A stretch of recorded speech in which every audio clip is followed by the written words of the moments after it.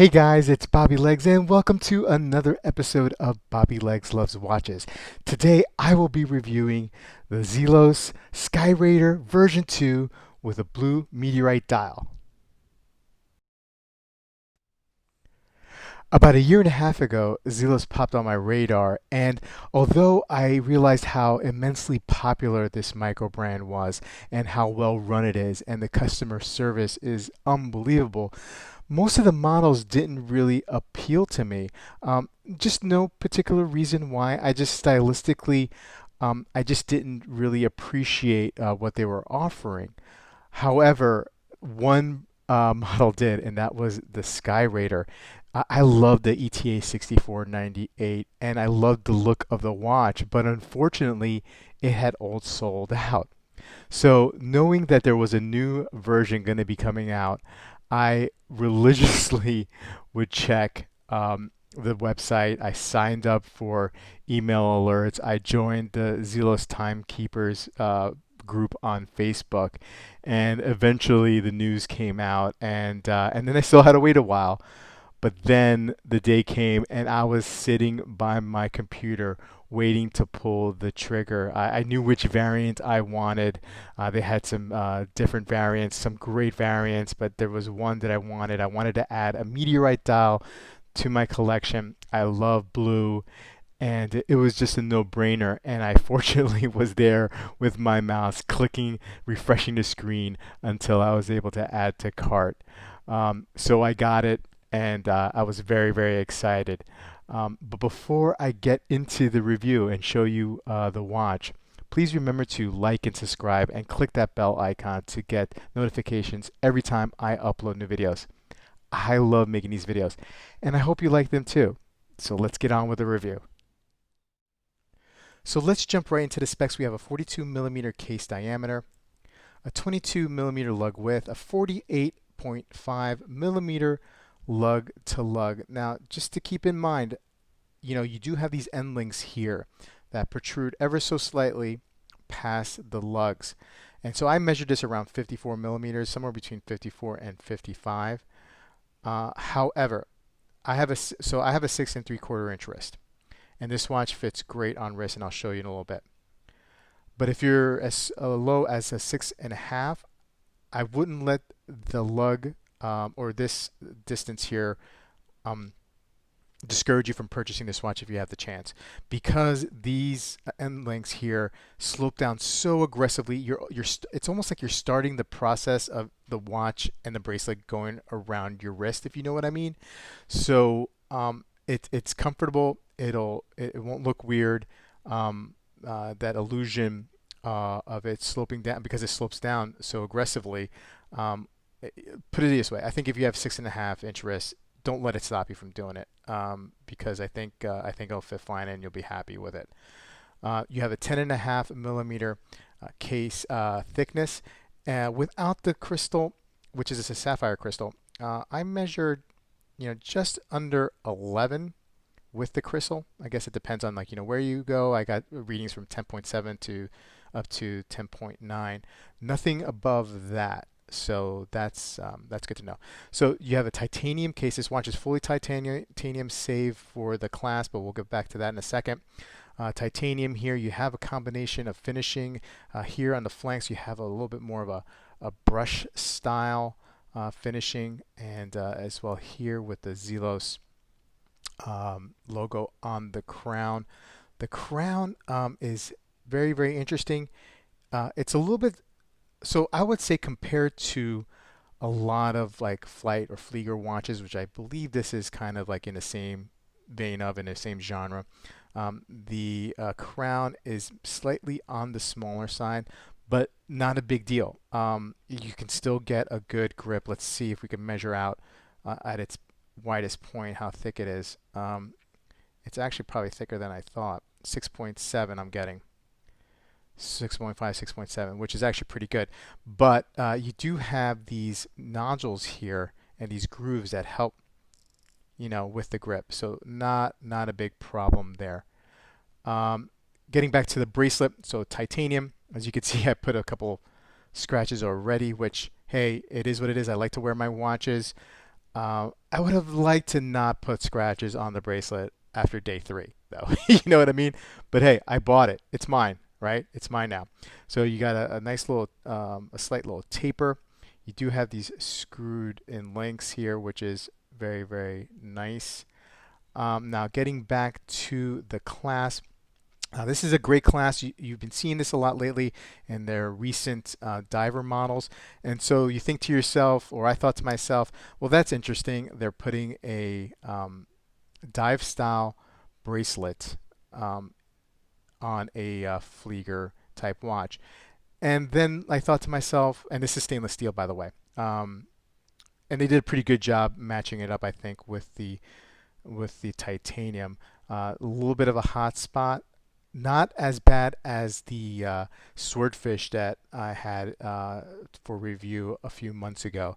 That the hotspot was really, really, I mean, it was really rough in a lot of spots. But this one is not so bad. It's fine. It's not a big deal. I thought it was a big deal when I got the swordfish. It's really not that of a big deal.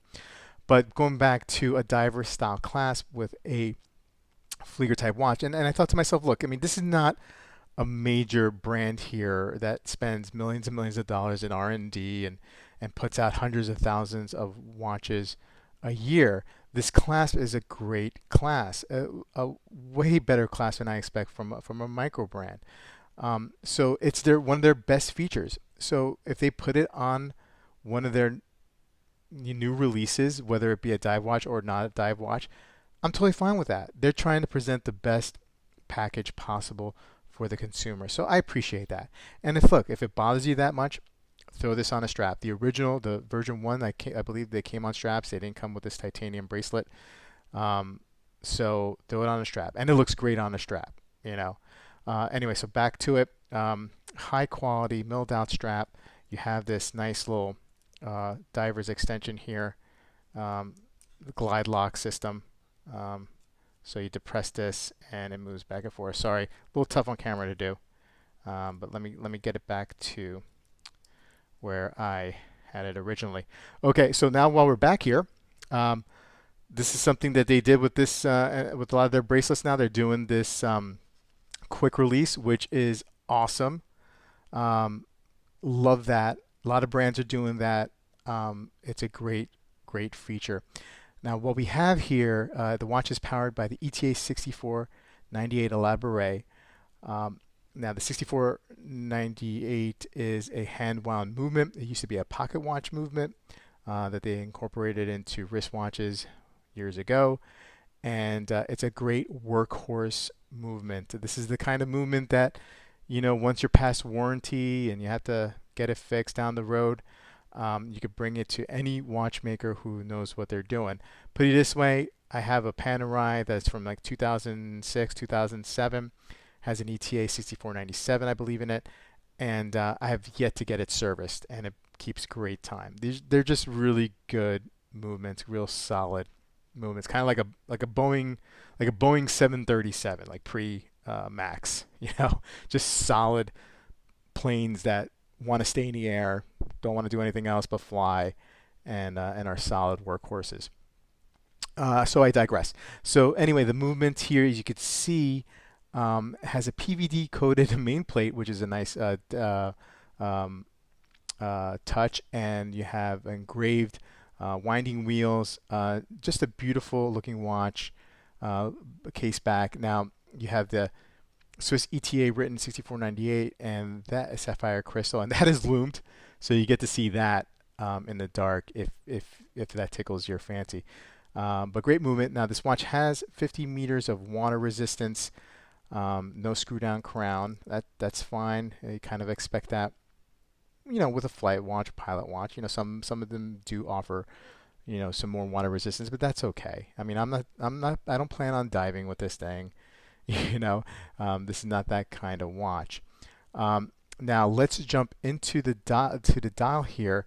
Let's talk about the loom. You have a C3X1 and BG W9 loom that I'll throw in a loom shot here. So the loom on the Zelos watches are always very well done. You have the Zelos on the 12 o'clock, the logo here. The small seconds wheel dial at the 6 o'clock position, which is typical of the 6498, and you do have this little red arrow second hand, and it happens to be 9. Okay, so let me just move that a little bit. Sorry, guys. And then you have these great hands here as well. Kind of like I don't know what you would call them, but they kind of maybe they're fashioned after the hour hand. Maybe it looks like a wing on a plane or a propeller. I don't know if they're like they're not sword hands. I don't know how you would describe them, but very nice touch and very different. So that's what I like about Zelos. They don't they're not an homage type brand. They have their particular style, and that's why a lot of people either love them or hate them. Most people love them, and that's why I never really gravitated to a lot of their divers, but I really gravitate to this watch. 1, 2, 4, 5, 7, 8, 10, 11 hour numbers on the dial. Now let's get right into the dial. So this is a blue meteorite dial, and when I opened up the box in my unboxing, I wasn't sure if I got the right watch. And I'm not sure if the lightness of the blue meteorite or the darkness of the blue meteorite varies between watches. There's only 30, I think, made of these. One of 300, I'm sorry. But I think that's a total. This one may be 50 of 36 of 50.